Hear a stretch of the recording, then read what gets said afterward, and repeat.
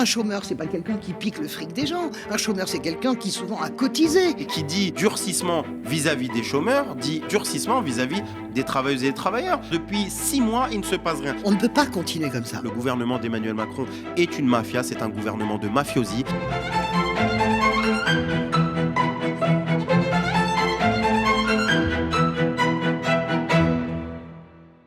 Salut à toutes et à tous, vous êtes sur le Média et vous nous regardez sur le canal 350 de la Freebox, sur notre site internet ou sur notre chaîne YouTube. Vous vous préparez à regarder Sans langue de Goua, le débat hebdomadaire qui met Françoise de Goua, journaliste, chroniqueuse pour plusieurs médias, ancienne conseillère politique qui se considère comme rose vif, face à un contradicteur. C'est la seconde émission de cette année 2024 et aujourd'hui elle est face à Anas Kazib, cheminot, syndicaliste Sudrail et porte-parole de Révolution Permanente, scission du NPA, parti d'obédience trotskiste.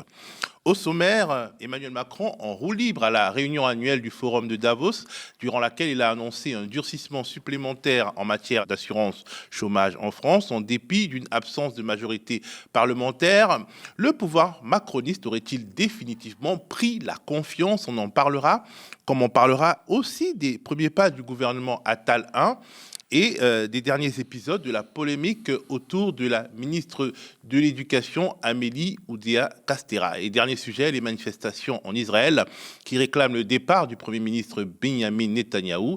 Et forcément une question qui vient à l'esprit après lui, s'il part, qui et quel projet politique? Salut Françoise, salut Anas. Salut et salut Anas, je suis ravi de débattre avec toi aujourd'hui.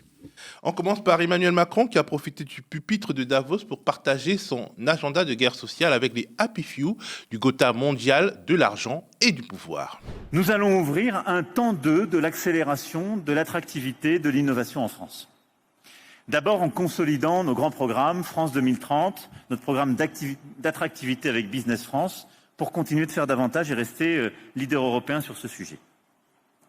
Nous allons ensuite ouvrir un deuxième temps sur la réforme de notre marché du travail, en durcissant les règles de l'assurance chômage, en ayant aussi beaucoup plus de simplicité sur les embauches et l'organisation, et en favorisant tout ce qu'on peut transférer au niveau de l'entreprise dans les négociations. Ensuite, nous allons à nouveau ouvrir un grand train de simplification et de réduction des délais dans de nombreux secteurs. Je l'ai annoncé hier.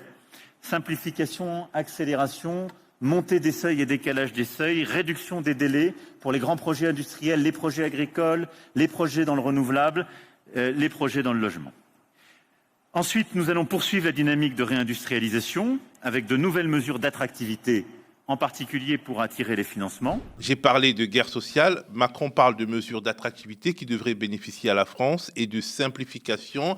Bref, il a des mots plutôt positifs à la bouche. Serions-nous, Françoise, des mauvais coucheurs? Peut-être qu'au fond, notre président veut faire notre bien malgré nous. Parce que j'adore cette phrase. Alors, évidemment, vous plaisantez. Et moi, je suis sidéré par l'accélération de ce que j'appelle le darwinisme social.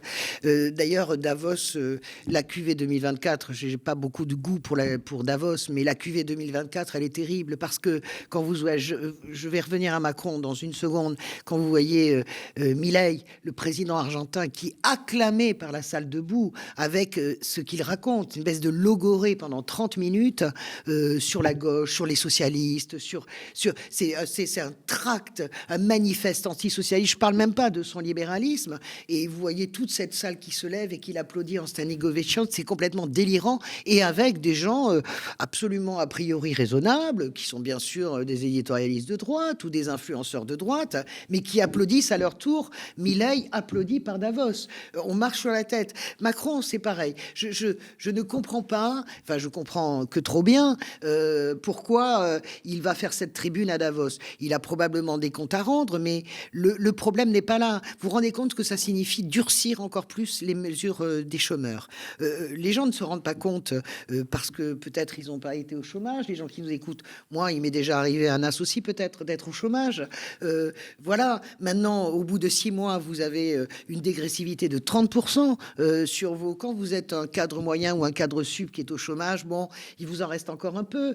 Quand vous êtes la classe moyenne ou la classe ouvrière, que vous gagnez 1 200 ou 1 400 euros, que vous êtes viré comme un malpropre, qu'est-ce qui vous reste au bout de 6 mois? Donc, cette folie généralisée pour afficher, si vous voulez, des résultats chiffrés. Parce que là, on est dans une politique du chiffre, et puis on est en plus dans une idéologie claire, voilà, tout doit rapporter, le service public doit rapporter, le chômage ne doit plus coûter, et le message derrière, c'est les chômeurs, c'est grosses feignasses, parce que c'est ça, le message derrière.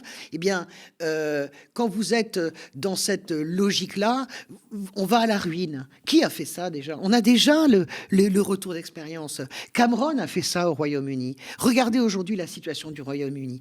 20% de la population qui vit en état de précarité. Bien sûr, il y a eu le Brexit qui n'a rien arrangé, mais la réalité, si vous voulez, c'est que toute la stratégie de la politique du chiffre, des contrats en Grande-Bretagne, sur lesquels on hurlait tous, enfin les gens à peu près raisonnables, parce que moi je considère que c'est nous qui sommes dans le camp de la raison, des contrats d'1 heure, d'une demi-journée. Regardez où ça mène. Eh bien, ça mène à des gens finalement précarisés.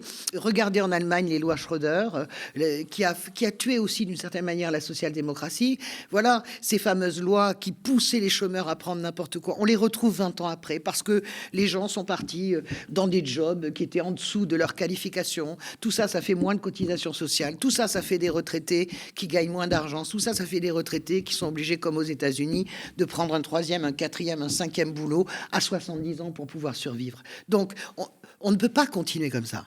Alors, l'ensemble, si vous voulez, du mainstream, j'aime pas ce mot, mais en tout cas, l'ensemble de la tendance est de nous dire il n'y a pas le choix, il faut faire ça. Mais c'est bien sûr qu'il y a le choix. Nous ne sommes pas obligés de nous aligner sur le moins-disant social. La France, elle a un corpus social exceptionnel qui la rend, comment dirais-je, non seulement méritante, mais qui fait aussi l'admiration à l'extérieur. Nous avons combattu pour ces droits sociaux. Un chômeur, c'est pas quelqu'un qui pique le fric des gens. Un chômeur, c'est quelqu'un qui souvent a cotisé pour pouvoir parer ses accidents de la vie. Donc, on ne peut pas continuer comme ça. Je le dis sérieusement, hein, je ne sais pas de quelle manière ça peut s'arrêter, mais il y a une marche forcée et forcenée d'Emmanuel Macron pour les 3 dernières années de son mandat, qui, à mon avis, nous mène non seulement à la ruine, nous mène au désarroi social, et qui dit désarroi social dit forcément l'extrême droite.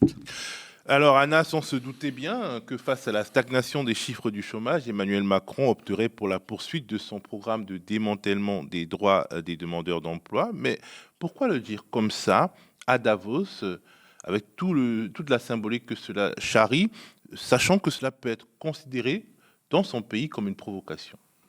Il est en freestyle. Bah moi, je pense que déjà, le faire à Davos, ça montre le mépris de classe qu'a véritablement Emmanuel Macron. C'est ancré, je veux dire, chez lui. Aujourd'hui, il ne sait plus spécialement les phrases qu'il va sortir parce que c'est quelque chose de très important dans le macronisme depuis le départ. Toutes les sorties, le trottoir, le meilleur moyen de s'acheter un costard. À l'époque, il n'était pas encore président. Il disait la meilleure manière de s'acheter un costard, c'est d'aller travailler. Ceux qui sont rien, ceux qui sont tout. C'est-à-dire qu'il y a déjà, dans le verbe, dans la phraséologie de Macron, il y a déjà beaucoup de mépris de classe.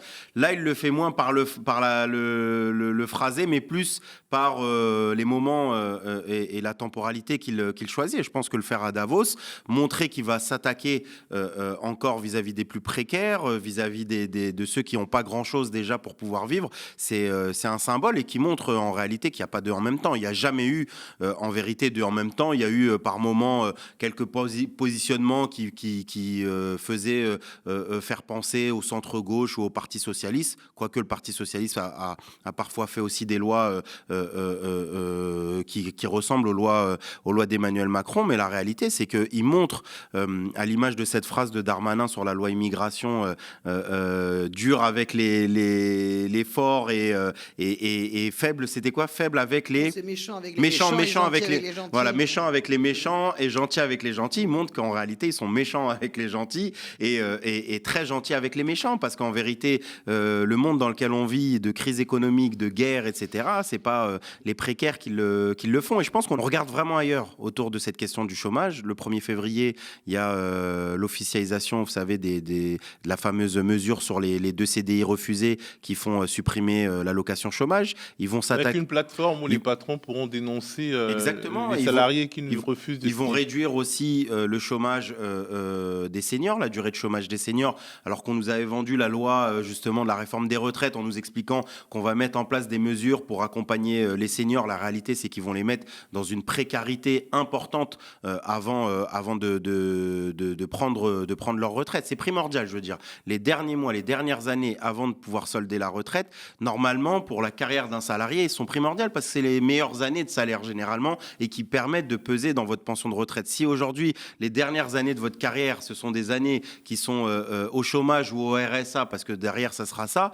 c'est assez terrible. Et donc, ça montre en fait toute la logique et tout le logiciel de ce gouvernement. Et je pense que il y a une faute aujourd'hui des directions syndicales, c'est-à-dire qu'on a l'impression que ce qui se passe autour du chômage n'est pas de la responsabilité du mouvement ouvrier, alors que le mouvement ouvrier devrait se préoccuper. C'est pas parce qu'on n'est pas au chômage qu'on ne peut pas l'être demain. Et qui dit durcissement vis-à-vis des chômeurs, dit indirectement durcissement vis-à-vis des travailleuses et des travailleurs. Parce que typiquement sur la question des 2 CDI, je veux dire un salarié, même pour qui ça allait plutôt bien et qui se disait, moi j'ai quand même encore le droit dans ce pays de décider où j'ai envie d'aller travailler. Ça veut dire demain, même si, admettons, le salaire, il est bien, le poste est bien, mais que vous considérez que le patron est un con ou qu'il est imbuvable, ou l'ambiance de travail ne vous plaît pas, et qu'on vous propose quand même un CDI, ça fera office d'un premier refus. Donc vous imaginez à quel point, en fait, c'est une pression non pas uniquement pour lutter contre et aider au chômage, mais c'est une pression qui est mise sur l'ensemble des travailleuses et travailleurs. Pourquoi ? Parce qu'ils ont vu que il fallait absolument contraindre les gens à accepter les bas salaires. Parce qu'aujourd'hui, il y a un fait de l'inflation qui fait que oui, effectivement, et c'est normal, des gens réfléchissent à 2 fois avant de prendre un emploi. Parce qu'ils ont cotisé pour le chômage, ils se disent à un moment donné, moi, je ne vais pas prendre un boulot qui est moins bien payé que ce que j'avais avant. La pression aussi joue sur les patrons qui sont obligés, dans ces périodes de crise économique, d'élever un petit peu les salaires. Moi, je le vois à la SNCF. Il faut savoir que les nouveaux embauchés, aujourd'hui, ils ont quasiment le même salaire que des personnes qui ont 10 ans d'ancienneté. Vous imaginez, vous, des agents en CDI sont mieux payés que des agents au statut des cheminots parce que les grilles de salaire sont en dessous du SMIC. Et donc, ils savent que les travailleuses et travailleurs, les chômeurs, utilisent aussi cette période-là pour essayer de se vendre, comme disait Marx, vendre sa force de travail un peu plus cher. Mais qu'est-ce que vous faites quand vous attaquez encore une fois de plus les chômeurs ? Vous dites au patron, vous inquiétez pas, on va vous ramener de la force de travail, on va vous ramener des bras et des corps qui vont venir bosser, et ils ont intérêt à bosser et fermer leur gueule, pour dire de cette manière-là, parce que sinon, ils n'auront rien du tout. Donc, vous allez pouvoir leur proposer le SMIC, vous allez pouvoir leur proposer des boulots mal payés, et ils seront obligés de les accepter, sinon ça sera zéro à côté. Françoise. Anas, il décrit parfaitement le phénomène, mais je le redis, on a un retour sur expérience, on a un retour sur le désastre que ça crée, on a un retour sur le désastre, je ne parle même pas du désastre moral, parce que imaginez en plus de ça, l'idée de la qualité de vie, l'idée du bonheur au travail, les indices de bonheur, il faut aller vers tout cela. Là, on est en train de nous vendre quelque chose qui est tout à fait inacceptable et qui va à contresens du souhait et finalement du vœu profond de l'humanité. Pour ça que j'aime tellement Gramsci, parce qu'il dit entre les deux surgissent des monstres. Les gens ont soif d'une autre façon de vivre. Cette façon de parler des chômeurs, et je suis d'accord avec Anas sur... Pour moi, ce qui est le plus grave, c'est la plateforme de dénonciation. Vous voyez ? Alors, les 2 CDI, déjà, c'est grave. Mais le fait qu'on puisse dénoncer... Vous imaginez dans quoi est-ce qu'on rentre ? Voilà. Alors, Anas dit, il y a des gens qui réfléchissent. Oui, j'entends bien ce que tu dis, Anas, mais la réalité, c'est que quand même, dans la majorité des cas, on nous saoule avec l'idée qu'il y a plein d'emplois vacants qui ne sont pas pourvus. C'est pas vrai. Tu as combien ? 5 millions de gens qui sont inscrits au chômage. Tu as peut-être 400 ou 500 000 emplois, notamment des emplois. Tu en as 200 000 qui sont... Je pense à l'agroalimentaire que je connais bien. Est-ce que tu as envie d'aller travailler au SMIC dans les abattoirs ? Est-ce que tu as envie de ça.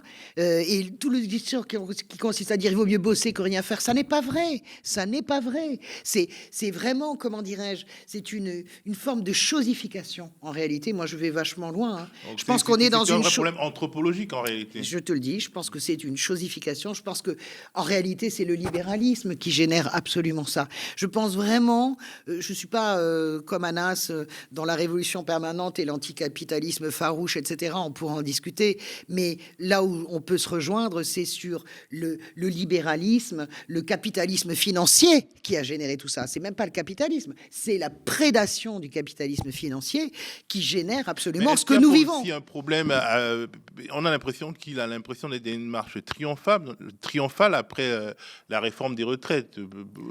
Jamais eu autant de Français depuis les dernières décennies dans la rue, et au final il a gagné. Donc il a gagné, non, je profite de mon avantage. Il a gagné une victoire à la Péruse parce qu'il a détruit tant et tant de choses à l'intérieur de ce pays. Vous pouvez pas prétendre diriger un pays sans tenir compte, comment dirais-je, de l'aspiration des citoyens. Mais il le fait. Mais je sais bien qu'il le fait. Donc lui, il sortira sous les tomates. Je vous fais le pari et je peux parier tout ce que j'aurai et tout ce que je gagnerai jusqu'à ma retraite, que de toute façon, la fin de règne de Macron, d'Emmanuel Macron, sera quelque chose de terrible pour lui et pour nous.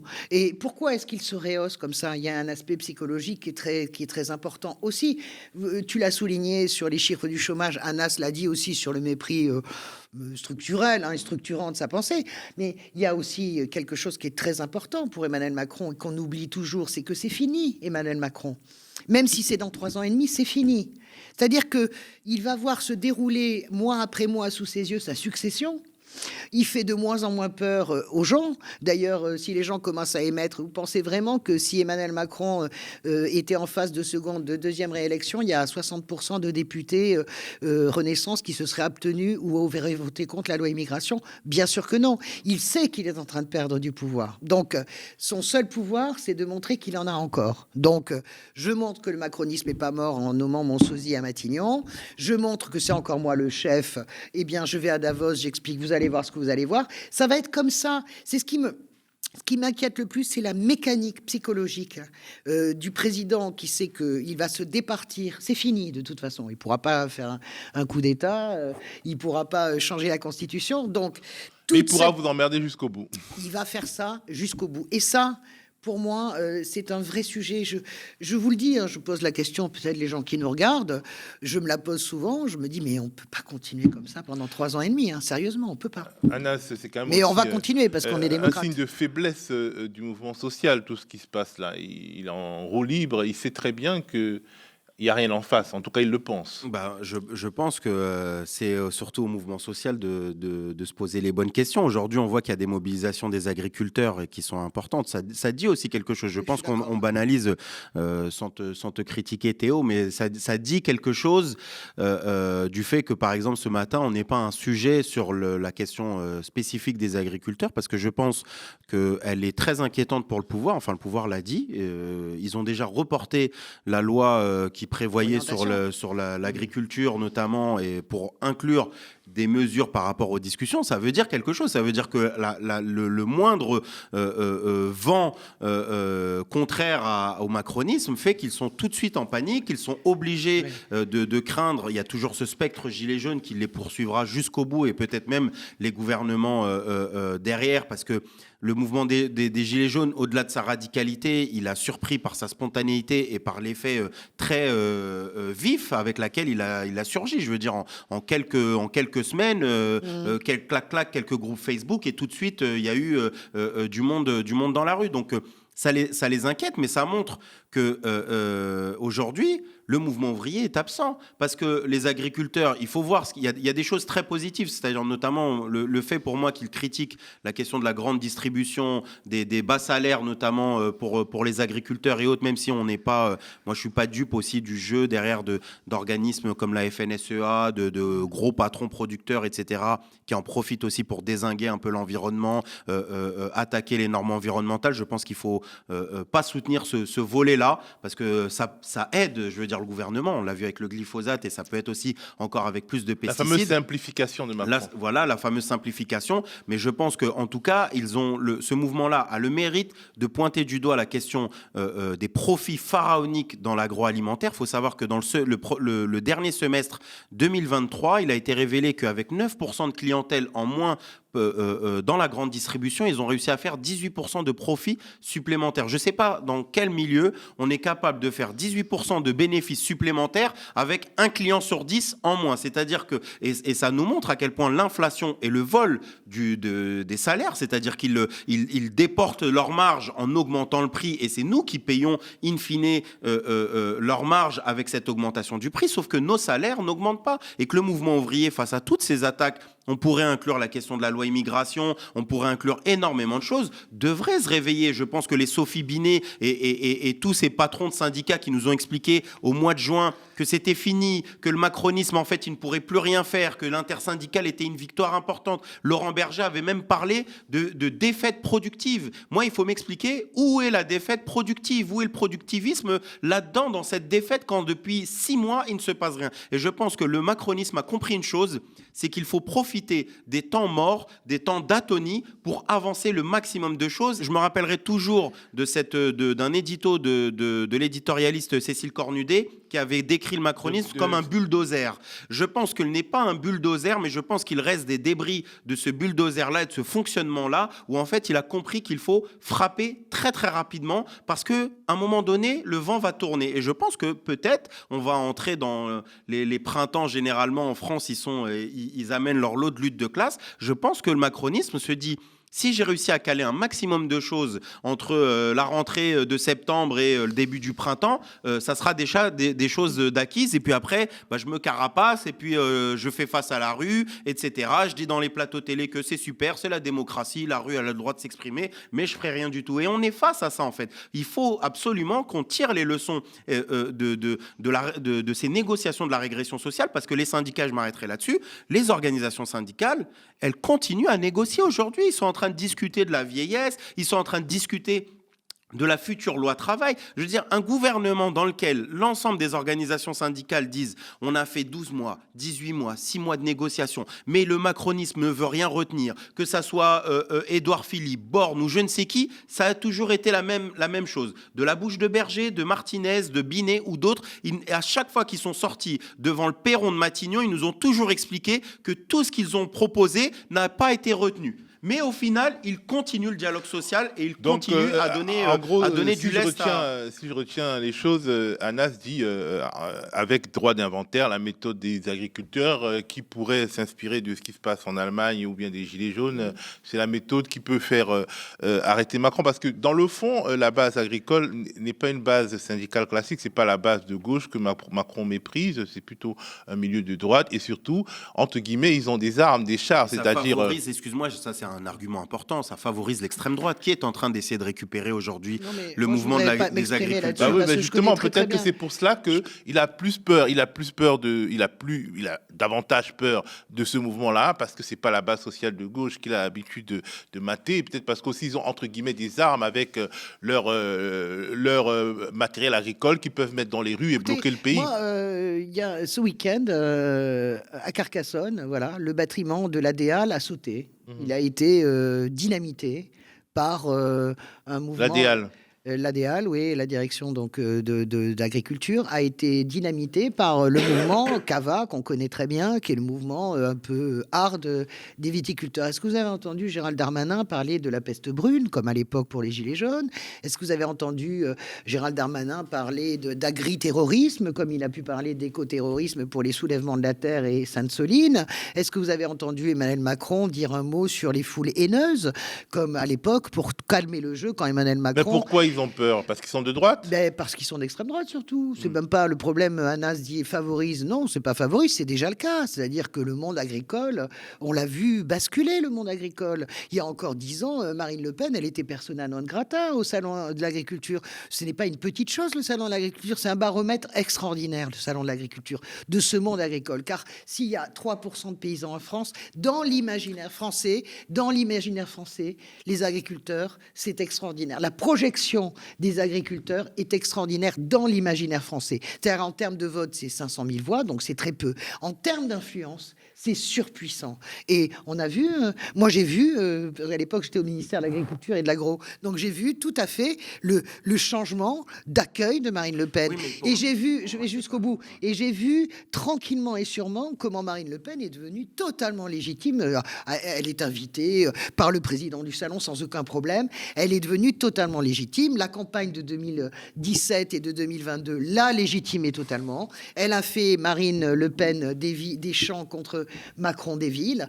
Évidemment, elle n'a pas gagné et c'est heureux. Mais Emmanuel Macron, il a eu une terreur de ce mouvement agricole parce que Emmanuel Macron, tout Emmanuel Macron qu'il est, tout Flambert Jovent qu'il est, tout Ramenard qu'il est, bien Emmanuel Macron, s'il termine le 9 juin au soir avec 10 points de retard sur l'extrême droite, il ne peut pas continuer le quinquennat comme si de rien n'était. C'est ça son problème. Et c'est pour ça qu'il finote tellement sur les listes, sur la tête de liste. Il a besoin de mettre quelqu'un maintenant qui comprend le monde agricole. On dit qu'il veut mettre Julien de Normandie, bon, parce qu'il a un bon lien avec les agriculteurs. Donc, tout ça pour vous dire que c'est éminemment politique, qu'il a peur de ce rapport de force avec les agriculteurs, parce que c'est violent. Vous savez, le Parlement de Bretagne, 94, hein, il prend feu. Joyau historique, hein, bientôt classé au patrimoine mondial de l'UNESCO. Qui met le feu au Parlement de Bretagne? Les marins-pêcheurs. Donc, les grèves agricoles et les grèves de marins, surtout, sont très puissantes.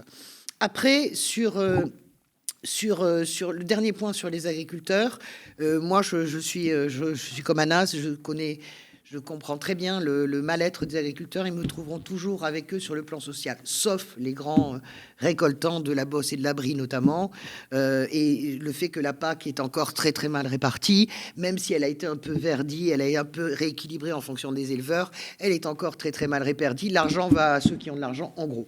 Ok. Mais je vous assure que sur les agriculteurs, je pense pas du tout qu'ils pensent que c'est les gilets jaunes. Je pense, ils pensent que c'est 5 points de plus pour le RN.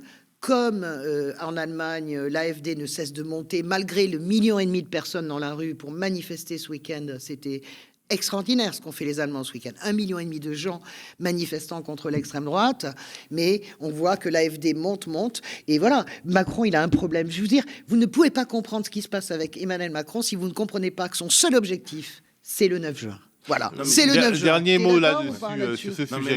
Juste pour dialoguer, parce qu'il y a des éléments avec lesquels je suis d'accord, mais bon, sur la question de l'extrême droite et du monde agricole, c'est clair et net qu'il y a une visée vis-à-vis des élections. De toute façon, c'est un système parlementaire et électoral et qui ne fonctionne qu'à travers les sondages et combien je vais récupérer de points et comment je satisfais le MEDEF et ceux qui me soutiennent, etc., parmi le patronat. Donc là-dessus, je suis d'accord. Maintenant, pour moi, l'inquiétude qu'a le gouvernement vis-à-vis du parallèle qui peut être fait avec les gilets jaunes, même si je pense pas que ça sera qu'on peut avoir un vis repetita du même niveau que le mouvement des Gilets jaunes parce qu'il a eu ses particularités et autres. C'est néanmoins que dans la particularité du mouvement des Gilets jaunes, souvenez-vous, il y avait beaucoup au départ la question des petits patrons, des artisans, des routiers, etc., autour de la taxe pour le carburant.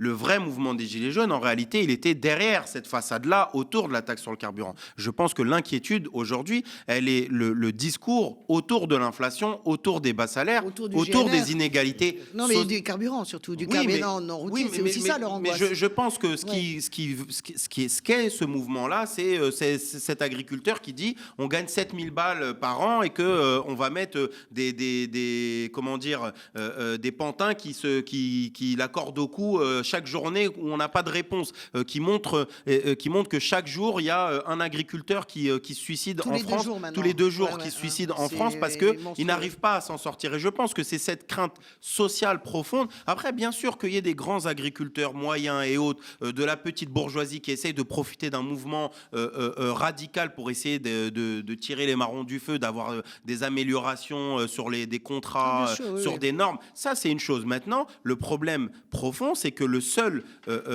parti aujourd'hui qui essaie de se positionner autour de ça, pourquoi il y a une montée de l'extrême droite dans ces campagnes-là, c'est pas parce qu'elles sont racistes structurellement, parce que Ça a été démontré que jusque notamment les années 80, en grande partie, la ruralité, elle votait à gauche parce qu'elle se sentait partie prenante d'une classe prolétaire, d'une classe paysanne, etc., qui était exploitée, qui faisait vivre la société et qui n'en récupérait pas grand-chose. Aujourd'hui, le problème, c'est que les seuls qui s'expriment clairement vis-à-vis de l'agriculture, mais autour d'un discours de division, c'est-à-dire de dire, regarde, pour le dire de cette manière-là, regarde Gérard, pendant que toi, tu es en galère, que tu es dans ta ferme de 4 heures du matin jusqu'à minuit à traire tes vaches, etc.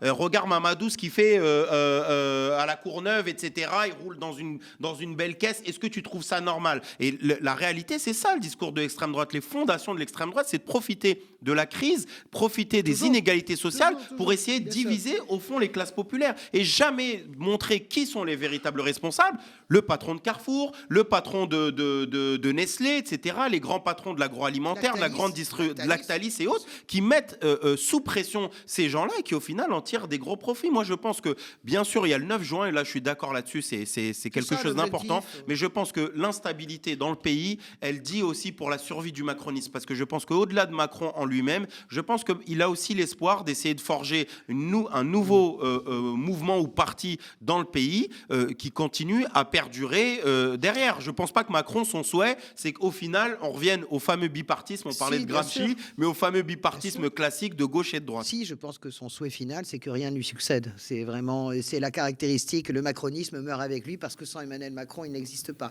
Après le sujet, juste une seconde. Vous avez imposé votre agenda. Ouais, mais parce que c'est passionnant. En fait, on voulait en parler des agriculteurs hier soir. Finalement, on a dit non, mais c'est passionnant parce que ce que dit Anna, c'est intéressant, mais c'est une grande responsabilité que nous avons eu tous collectivement, la gauche et la droite, de laisser depuis 50 ans la cogestion de le ministère de l'Agriculture à la FNSEA. Jamais nous avions les moyens à un moment donné, quand la gauche était au pouvoir, François Hollande, j'en faisais partie, donc j'étais dans ce gouvernement et j'ai plaidé moi pour que on fasse émerger un syndicat. La Confédération n'a jamais pu émerger véritablement. Nous sommes dans ce face-à-face permanent avec la FNSEA. C'est ça véritablement le problème. On n'en parle jamais, mais la FNSEA, elle n'a quasiment aucun problème avec Emmanuel Macron. Vous verrez qu'à un moment donné, Macron cédera sur tout, parce que la revendication, et là je rejoins Anas, là où c'est parallèle avec les Gilets jaunes, c'est que ça part encore du carburant, du GNR, c'est-à-dire du gasoil non routier,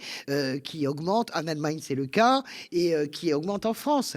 Mais ils ont des demandes très précises. Chez moi, par exemple, dans le sud-ouest, dans les Hautes-Pyrénées, il y a la MEH, la maladie qui est en train de toucher tous les troupeaux. Ils demandent juste à ce qu'on les aide aussi pour payer les analyses, parce qu'ils n'ont pas de quoi sortir cet argent. Donc ça, ils ont besoin de trésorerie. Vous allez voir qu'il va arriver, si tu veux, à trouver, parce qu'il n'est pas, là où je ne suis pas d'accord avec Anas, c'est qu'il n'est pas dans un combat, une confrontation idéologique avec la FNSEA. Pas du tout. Je suis d'accord. Tu vois, ils sont complètement, comment dire, c'est vraiment, ils sont exactement sur la même ligne. À un moment donné...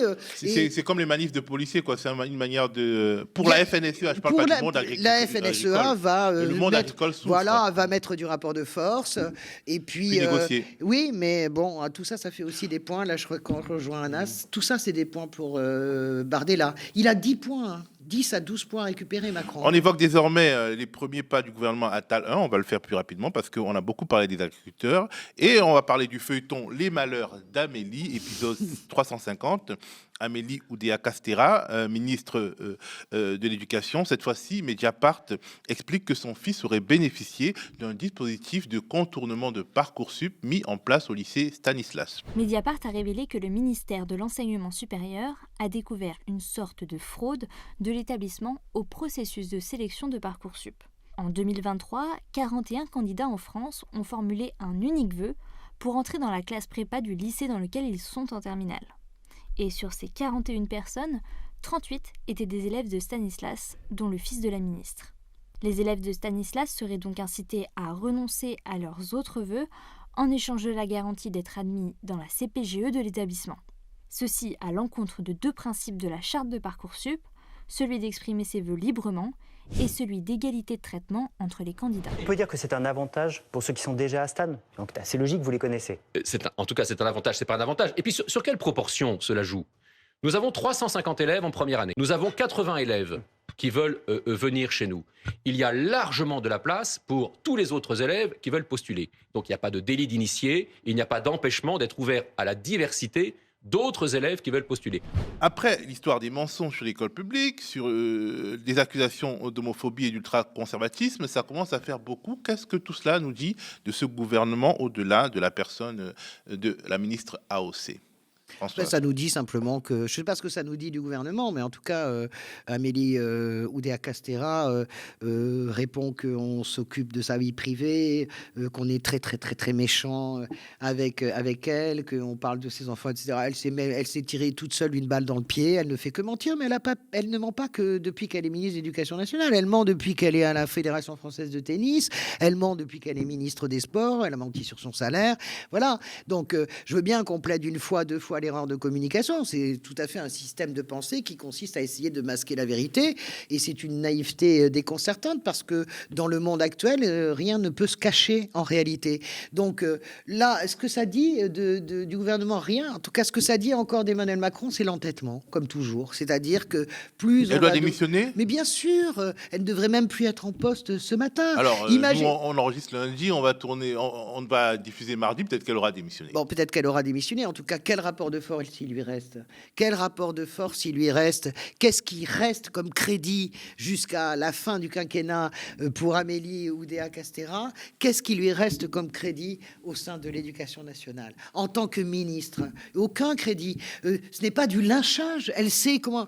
Elle s'est lynchée toute seule, vous comprenez ce que je veux dire? Et puis, je pose la question de Stanislas. Moi, j'ai été horrifié. J'ai lu, comme tout le monde, le rapport de Mediapart.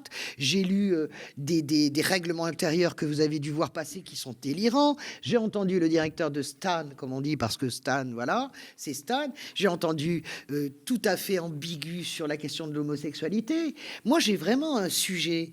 Je me suis réjoui qu'on enlève, que le contrat s'arrête avec Averroès parce qu'il y avait évidemment une influence frériste qui était tout à fait évidente, peut-être, en tout cas. Parce qu'en fait, nous, on a travaillé dessus. Bon, ça, j'en sais rien. Je dis qu'en tout cas, le préfet... Le mot frériste, c'est un mot qui permet de dire mais beaucoup de d'accord, choses. mais moi, personnellement, je pense qu'il y avait ce prêcheur qui était vraiment extrêmement radical, et on a coupé, comment dirais-je, ce contrat. Mais il faut quand même faire... La laïcité, ça se découpe pas en morceaux au gré de nos humeurs. Mais justement, cette histoire de Stan qui est protégé... Excusez-moi, mais moi, ça me choque terriblement que la question du contrat avec l'État ne soit pas maintenant remise en question. On l'a fait pour Averroès. Quand vous avez ce catéchiste qui a été supposément officiellement viré et débarqué, vous avez suivi l'histoire, au printemps, qui parlait de l'homosexualité, qui était contre l'IVG, qui prônait les thérapies de conversion. La direction de Stanislas nous dit il a été viré. D'abord, nous n'en savons absolument rien, mais ça veut dire aussi sûrement que on plaide contre l'islam radical. On ne peut pas accepter le catholisme intégriste. C'est pas possible. Donc, si on enlève les subventions, si on enlève le contrat qui nous lie à Averroès, on doit enlever le contrat qui nous lie à Stanislas. Vous comprenez ce que je veux dire? Ça n'est pas possible. Peut-être que l'enjeu, justement, c'était pas la laïcité, mais l'enjeu, c'est plutôt non, mais les les mêmes qui ont applaudi à Averroès sont les mêmes qui défendent avec cette phrase magique. Oui, mais c'est pas pareil. Mais en quoi c'est pas pareil? Rien n'est pareil. C'est-à-dire que sur Naël, moi j'ai eu ça dans des débats. C'est-à-dire c'est pas pareil un policier qui tire que des mômes qui agressent. C'est pas le fameux c'est pas pareil. Mais si, c'est pareil. C'est-à-dire que si on est républicain, on considère que ça n'est pas au gré de nos humeurs et de nos envies. Ça n'est pas possible. Stanislas, quand vous voyez ce qui se pratique, quand vous voyez même dans l'association des anciens élèves de Stanislas comment ils parlent des musulmans, n'en parlons pas, mais alors des juifs, pareil, c'est les Israélites en fait. Hein. Donc on est dans une espèce de bulle radicale. Au nom de quoi est-ce qu'on devrait financer 75% de cet établissement? Pas plus qu'Averroès, pas plus que n'importe quelle école rabbinique qui pratiquerait l'intégrisme religieux. Voilà. Une fois de plus, Anas, on est dans une sensation d'entre-soi et de deux poids, deux mesures dans la République. Oui, non, mais entre soi et deux poids, deux mesures, notamment clair, par déjà, rapport dans l'école, faut le à dire. la persécution que peut subir des écoles musulmanes qui sont juste quelques-unes. sachant que nous, aux médias, on est pour l'école publique. Hein, mais enfin, je veux dire, on ne peut pas permettre, on peut pas rester là à faire semblant de croire qu'il s'agit d'un combat pour la laïcité, alors que manifestement, c'est une laïcité à géométrie variable. La réalité, c'est que si c'était une école musulmane, le directeur, il aurait déjà sa porte qui aurait été fracassée à 6 h du matin. C'est une réalité. C'est-à-dire qu'aujourd'hui, on a un 10 poids, 10 mesures et qui montre l'islamophobie d'État, le comportement, la manière dont on se comporte lorsque ce sont des musulmans ou non. C'est-à-dire qu'on a le directeur, hier, à aucun moment, il condamne l'homophobie. D'accord ? Il dit que c'est pas légal. Mais quand on lui pose la question à plusieurs reprises, est-ce que ça fait partie des valeurs ? Il ne dit pas que ce n'est pas dans les valeurs de Stanislas, il dit que ce n'est pas légal. C'est tout. Voilà. Et que lui, ses valeurs, ce sont les valeurs d'une école catholique. Et à plusieurs reprises, le journaliste de BFM lui explique ça. Je veux dire, si un directeur d'une école musulmane avait répondu en esquivant totalement la question de cette manière-là, non pas en se prononçant, mais en disant que c'est pas légal, on sait comment les choses elles fonctionnent et que je connais pas de directeur qu'on invite à BFM TV avec ses notes pour pouvoir s'exprimer. La première chose, c'est que bien sûr il y a la question que le fait que c'est pas une école religieuse musulmane, mais surtout que c'est une école profondément bourgeoise. Je veux dire, c'est une école qui vit des subventions. Que moi j'aime bien des fois ces débats où les gens ils disent ouais, vous êtes jaloux parce que elle a pu mettre ses enfants dans le privé. Et, moi j'explique que 12 milliards de subventions publiques chaque année pour le privé. Vous imaginez ce qu'on pourrait faire avec 12 milliards chaque année pour l'école publique, en augmentation de salaire, en amélioration des conditions scolaires pour les élèves, de division des classes, etc. On pourrait faire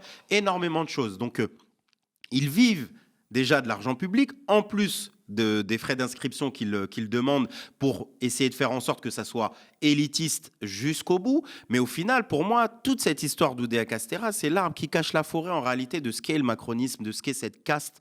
En 68, il y avait un dicton qui disait le gouvernement est une mafia qui a réussi. Je pense que le gouvernement d'Emmanuel Macron est une mafia. C'est un gouvernement de mafiosi. C'est un gouvernement dans lequel, par exemple, le secrétaire général de l'Élysée, Alexis Kohler, est mis en examen pour prise illégale d'intérêt. Rachida Dati, elle est ministre de la Culture, elle est mise en examen pour corruption et trafic d'influence. On a Darmanin qui va passer en cour de cassation bientôt. Il y avait précédemment Dupond-Moretti, etc. Et on passe tous les ministres qui sont passés devant les tribunaux alors que Macron nous expliquait qu'un ministre mis en examen, il n'avait pas sa place dans un gouvernement. Ça montre en fait comment, en réalité, c'est une caste d'entre-soi, d'accord, qui va mettre en place des lois qui visent à attaquer, tout à l'heure on en parlait, du chômage, etc., des plus précaires, les lois immigration qui vont aller faire la chasse aux Arabes et aux Noirs, Parcoursup, etc. Mais justement, on voit que Stan utilise, c'est très bien s'accommoder de Parcoursup et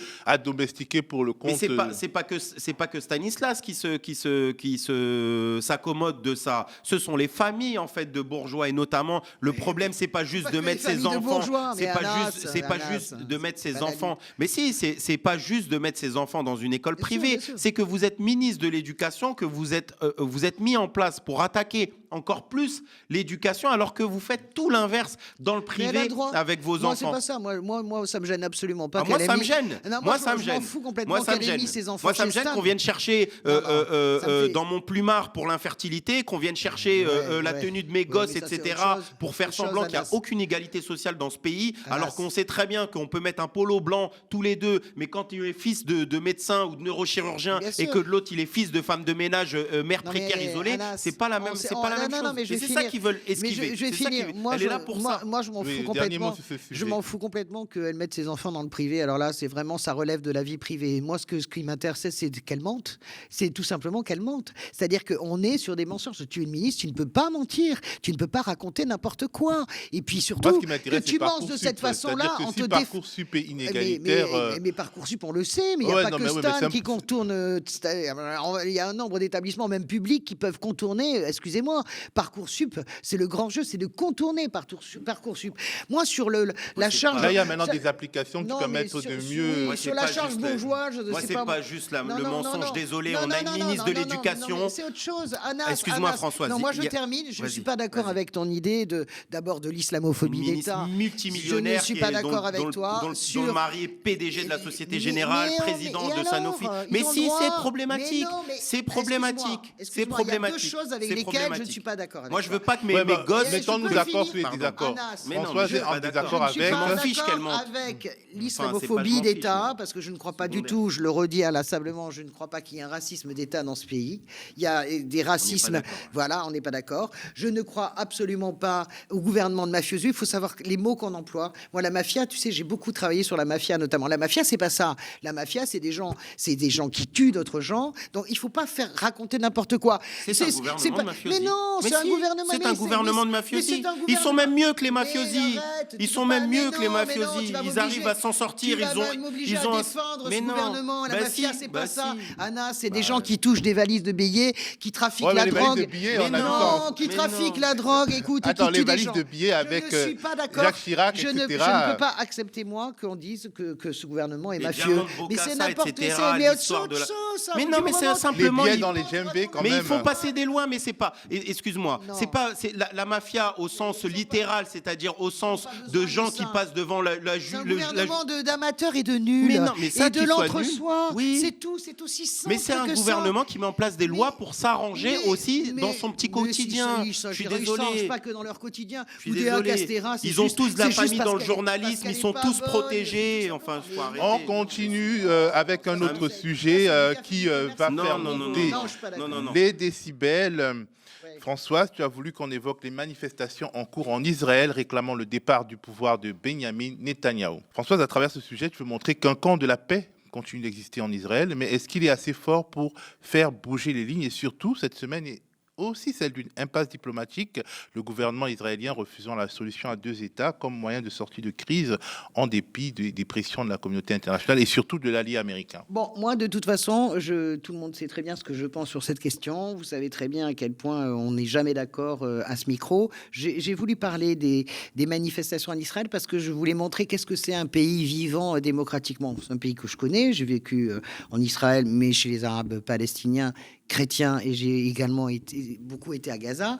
Je veux dire par là que la vivacité démocratique d'Israël, elle existe. Elle existait avant le 7 octobre. Je ne sais pas si vous avez vu les manifs monstres qui correspondent en gros, c'est comme si 25 millions de Français manifestaient contre Netanyahou qui voulait toucher à la loi sur la Cour Et ces suprême. manifs, si elles sont de Ces la même ampleur, manifestations, elles démontrent à quel point c'est insupportable depuis des jours et des jours l'amalgame entre Israël et Netanyahou. Ce n'est pas parce que on condamne le Hamas et ce n'est pas parce que on dit à quel point la sécurité d'Israël et l'État d'Israël est important qu'on soutient Netanyahou. Les Israéliens en ont marre de Netanyahou. Je ne cesse de dire, contrairement à ce que j'entends et au discours apocalyptique, qu'ils feront la peau électoralement et les commissions d'enquête feront la peau de Benjamin Netanyahou et de toute sa clique raciste, notamment Ben mais par Gvir. exemple, est-ce que Ça, cette j'en suis sûr.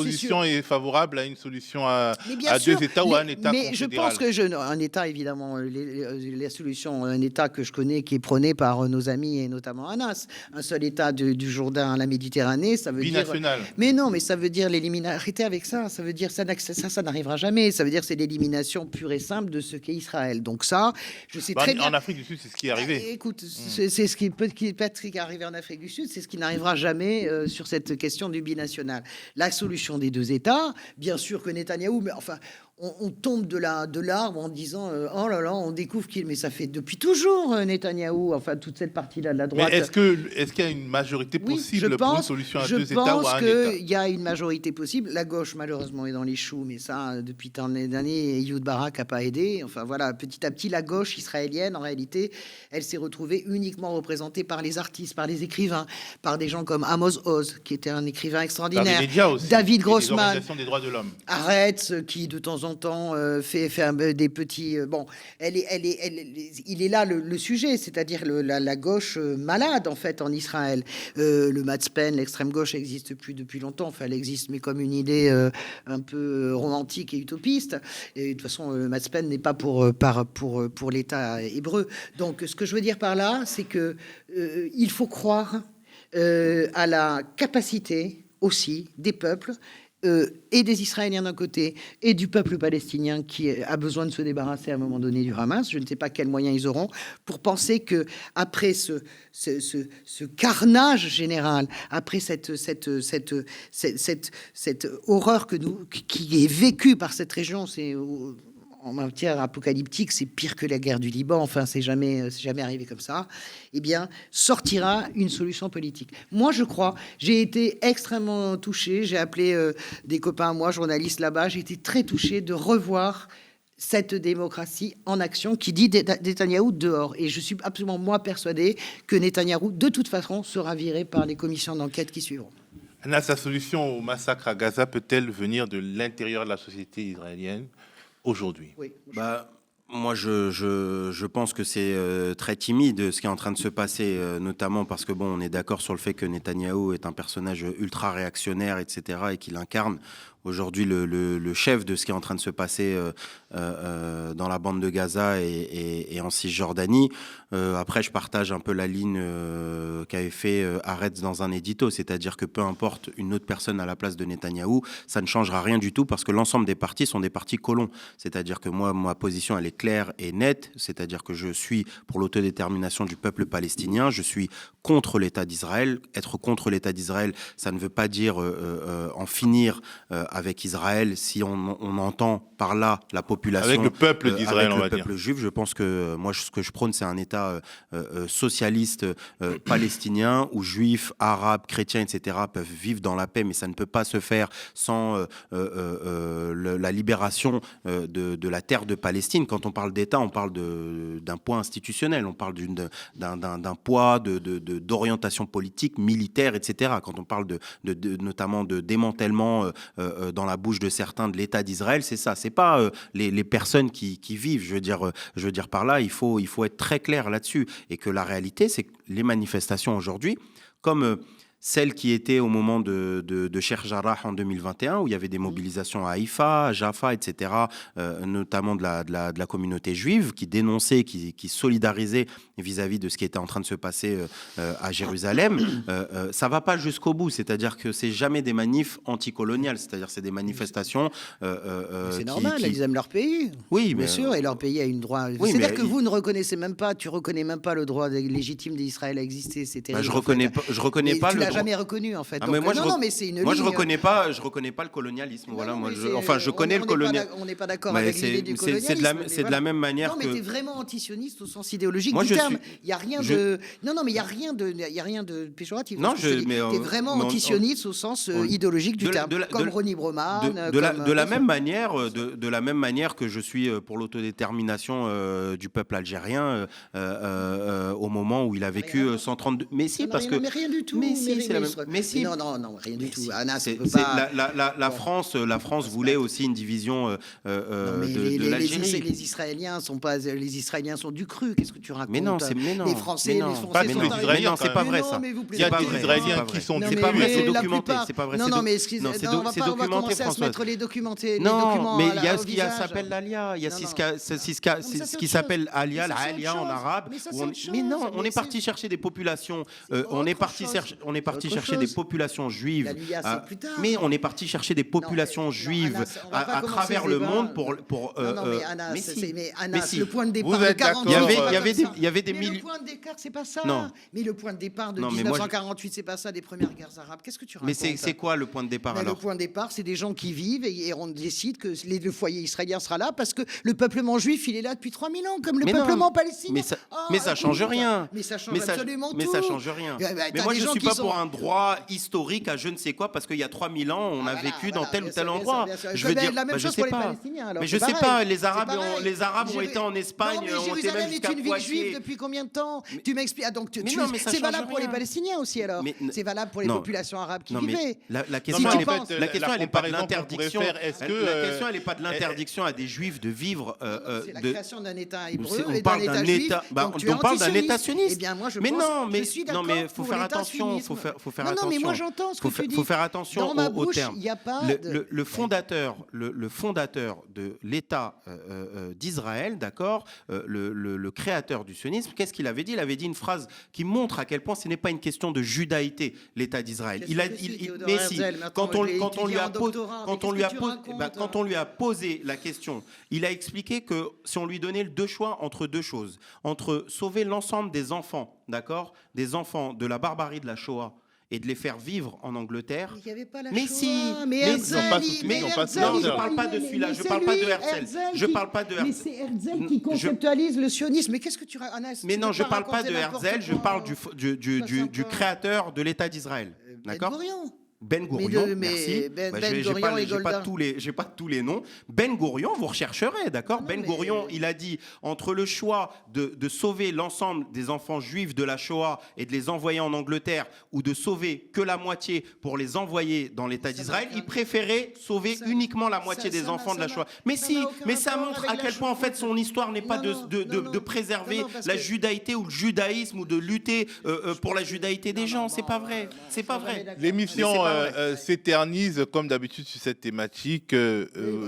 Merci Françoise, merci Anas, merci à vous d'avoir regardé cette édition de Sans langue de Goua. Restez sur le canal 350 de la Freebox.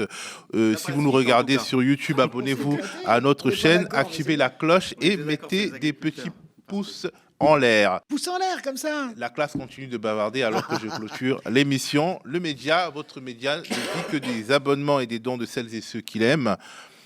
Si vous le pouvez, donnez-nous de la force en allant sur lemediatv.fr/soutien. Quant à moi, je vous dis à plus.